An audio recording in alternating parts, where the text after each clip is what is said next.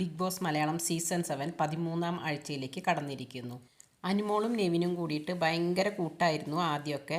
നെവിൻ അനുമോളുടെ പ്ലേറ്റിൽ നിന്ന് എടുത്ത് കഴിക്കുക. അനുമോളും ഒരു സഹോദരനെ പോലെ തന്നെയാണ് നെവിനെ ട്രീറ്റ് ചെയ്തിരുന്നത്. ഇടക്കാലത്ത് നെവിൻ ക്യാപ്റ്റനായതിൻ്റെ ശേഷമാണ് അവർ തമ്മിലുള്ള ബന്ധം ഭയങ്കര വഷളായത്. അനുമോളുടെ കിടക്കയിൽ വെള്ളം ഒഴിക്കുക, പിന്നെ അതിൻ്റെ മുന്നേ തന്നെ അനുമോളനെ ട്രിഗർ ചെയ്യാൻ വേണ്ടിയിട്ട് ഓരോന്നും നടന്ന് പിന്നാലെ ചെയ്യുന്ന പരിപാടിയൊക്കെ നെവിൻ ചെയ്യുമായിരുന്നു.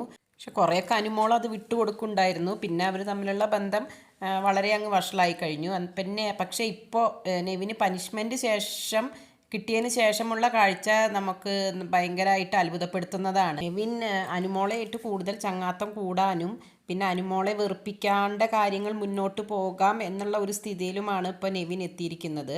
നെവിൻ അതിൻ്റെ ഇടയിൽ പറയുന്നുണ്ട്, ഞാൻ ഈ ആഴ്ച പുറത്ത് പോയാൽ അനുമോളുടെ ആരാധകർ എന്നെ ചിലപ്പോൾ പച്ചയ്ക്ക് കത്തിക്കും, അതൊരു പേടിയുണ്ട് തോന്നും നെവിൻ്റെ മനസ്സിൽ. അതുകൊണ്ടാണോ അനുമോളയായിട്ട് കൂടുതൽ ഇപ്പോൾ വലിയ പ്രശ്നങ്ങൾക്കൊന്നും നിൽക്കാണ്ട് അനുമോളയായിട്ട് രമ്യതയിൽ പോവാൻ ശ്രമിക്കുന്നത് എന്ന് ആരാധകർക്കൊക്കെ സംശയമുണ്ട്.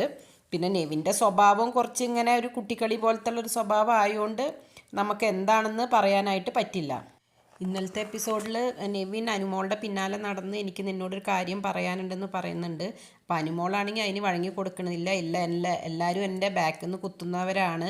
അപ്പം നെവിൻ പറയുന്നുണ്ട്, ഞാൻ അങ്ങനെ ബാക്കിൽ നിന്ന് കുത്തുന്ന ആളല്ല, ഞാൻ എന്തെങ്കിലും പറയാനുണ്ടെങ്കിൽ അത് എപ്പോഴും മുഖത്ത് നോക്കിയിട്ട് എപ്പോഴും പറഞ്ഞിട്ടുണ്ട് എന്ന് പറയുന്നുണ്ട്. പിന്നെ എനിക്ക് പൈസയുടെ പ്രശ്നമുണ്ട് എന്ന് പറഞ്ഞപ്പോൾ അനുമോൾ പറയുന്നുണ്ട്, എല്ലാവരും പൈസയുടെ അത്യാവശ്യം കൊണ്ട് തന്നെയാണ് ബിഗ് ബോസിലേക്ക് വന്നിരിക്കുന്നത് എന്ന് പറയുന്നുണ്ട്.